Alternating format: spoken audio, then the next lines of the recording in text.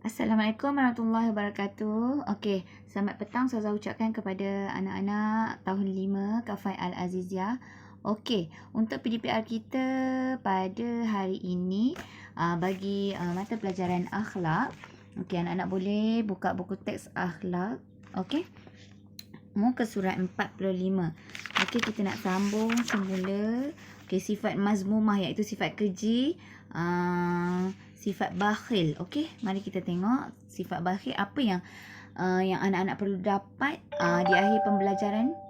Okey, di akhir pembelajaran apa yang murid-murid perlu dapat ialah murid-murid perlu menyebut maksud bakhil, menghafal dalil bakhil, menyenaraikan ciri-ciri bakhil, menyenaraikan cara-cara menjauhi sifat bakhil, menyenaraikan akibat bakhil dan juga menyenaraikan fadilat menjauhi sifat bakhil.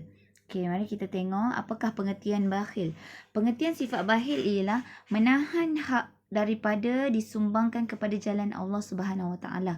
Okey, bakhil tu boleh diberi maksud yang mudah iaitu kedekut. Okey, menahan hak daripada disumbangkan kepada jalan Allah.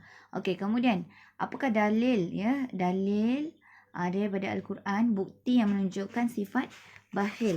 Okey, boleh anak-anak lihat pada muka surat 46 firman Allah Subhanahu Wa Taala, wala yahsabanna alladhina yabkhuluna bima atahumullahu min fadlihi wa khairan lahum bal huwa syarrun lahum sayutawwaquna ma bakhilu bihi yaumal qiyamah. Surah Ali Imran ayat 180. Okey. Dan jangan sekali-kali orang bakhil dengan harta benda yang telah dikurniakan Allah Subhanahu Wa Taala kepada mereka dari kemurahannya, menyangka bahawa keadaan bakhil itu baik bagi mereka, bahkan ia adalah buruk bagi mereka. Mereka akan dikalungkan seksa dengan apa yang mereka bakhilkan itu pada hari kiamat kelak. Okey, sifat bakhil ni bukan sifat yang baik. Okey, jadi barang siapa yang bersifat bakhil, okey, dia akan menerima siksaan pada hari kiamat tu nanti. Okey, perkataan yang menunjukkan sifat bakhil iaitu ma bakhilu, yabkhuluna. Okey, yabkhuluna, orang-orang bakhil. Ma bakhilu, ada perkataan bakhil. Okey, menunjukkan sifat bakhil. Okey, kemudian mari kita lihat muka surat 47. Ciri-ciri bakhil. Okey, apa dia ciri-ciri bakhil? Yang pertama, cintakan harta. Okey, hanya yang dalam fikiran dia hanyalah harta saja. Dia mengejar harta sahaja. Okey, yang kedua, takut miskin atau apa-apa. Okey, takut sangat jadi miskin. Yang ketiga, meyakini harta punca bahagia. Okey, dia yakin bahawa dengan harta tu dia akan bahagia. Okey, sedangkan bukan hanya dengan harta kita bahagia, betul ke tidak? Tak semua orang yang berharta tu bahagia. Okey, tak semua orang yang berharta tak ada masalah. Okey, dan kadang-kadang kita tengok orang yang tak mempunyai harta yang banyak, dia boleh bahagia. Okey, keluarga dia berharmoni, tak ada masalah. Okey. Kemudian yang keempat, meyakini harta akan kekal. Orang yang sifat bakhil ni dia akan rasa yang harta yang dia ada tu akan kekal menjadi milik dia selama-lamanya. Okey. Padahal tidak pun. Okey, itu semua hanyalah pinjaman. Okey, sementara sahaja. Okey, mari kita lihat cara-cara menjauhi sifat bakhil. Macam mana kita nak elakkan diri kita daripada sifat bakhil. Mari anak-anak lihat. Okey, pertama kita kena mengamalkan sifat murah. Okey, sentiasa bersedekah. Okey, sentiasa memberi. Okey, yang kedua, bersungguh-sungguh membantu manusia yang dalam kesusahan.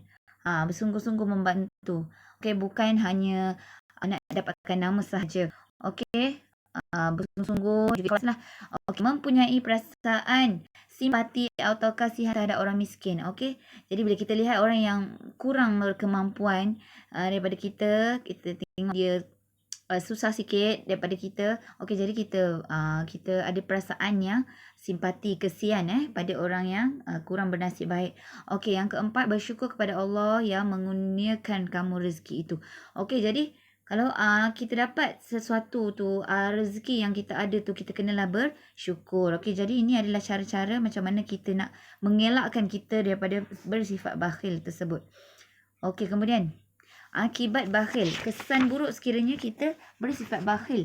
Yang pertama, akan menyebabkan pergaduhan dan permusuhan. Okey, kalau kita kedekut, kita bakhil dengan orang, jadi kita akan menyebabkan pergaduhan, permusuhan. Jadi hubungan kita tu tak baik. Okey. Hubungan sesama manusia tu tak baik. Okey, yang kedua, mementingkan diri sendiri. Okey, mementingkan diri sendiri, kemudian ketiga, jiwa kita tidak akan tenang. Okey.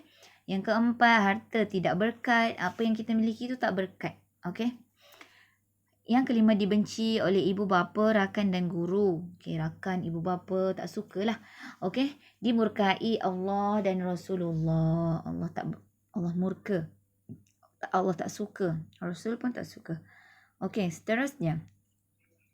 Fadilat iaitu kelebihan, benda baik yang kita akan dapat sekiranya kita mengelakkan diri kita daripada sifat bakhil. Kita tak buat ataupun kita bukan bersifat bakhil.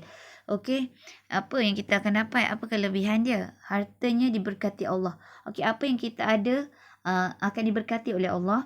Yang kedua, jiwa kita akan tenang, tenteram, tak serabut. Okey. Yang ketiga, mengeratkan silaturahim. Okey, mengeratkan hubungan antara sesama manusia. Okey. Tiada perbalahan, tiada pergaduhan. Yang keempat, dikasihi Allah dan Rasulullah. Kelima, dikasihi ibu bapa dan rakan dan guru. Keenam, saling bantu-membantu antara satu sama lain. Okey, ini kelebihan benda baik yang kita akan dapat sekiranya kita mengelakkan diri, jauhkan diri daripada sifat bakhil. Okey. Okey. Mari kita tengok. Tahukah anda, orang yang rajin bersedekah, Allah akan gandakan rezekinya. Okey.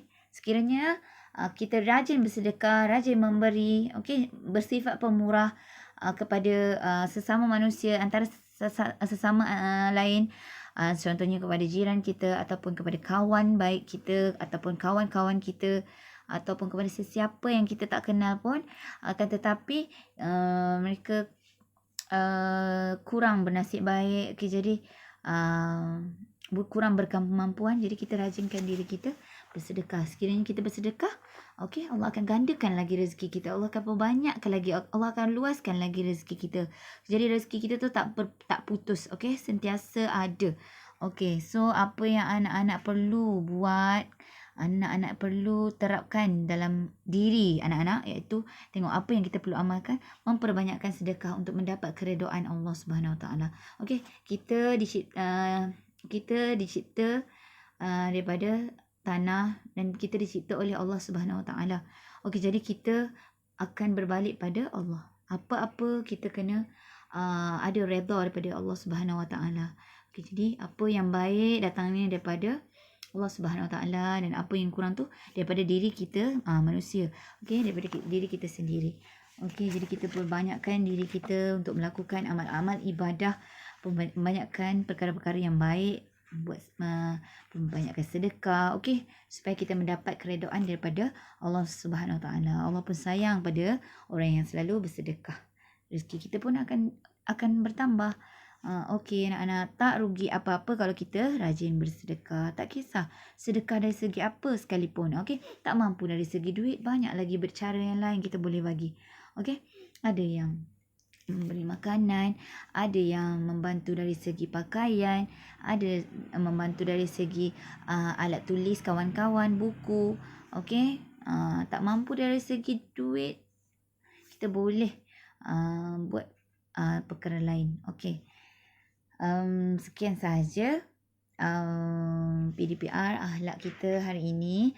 Okey, untuk tugasan nanti Ustazah akan masukkan ke dalam grup. Okey. Assalamualaikum warahmatullahi wabarakatuh.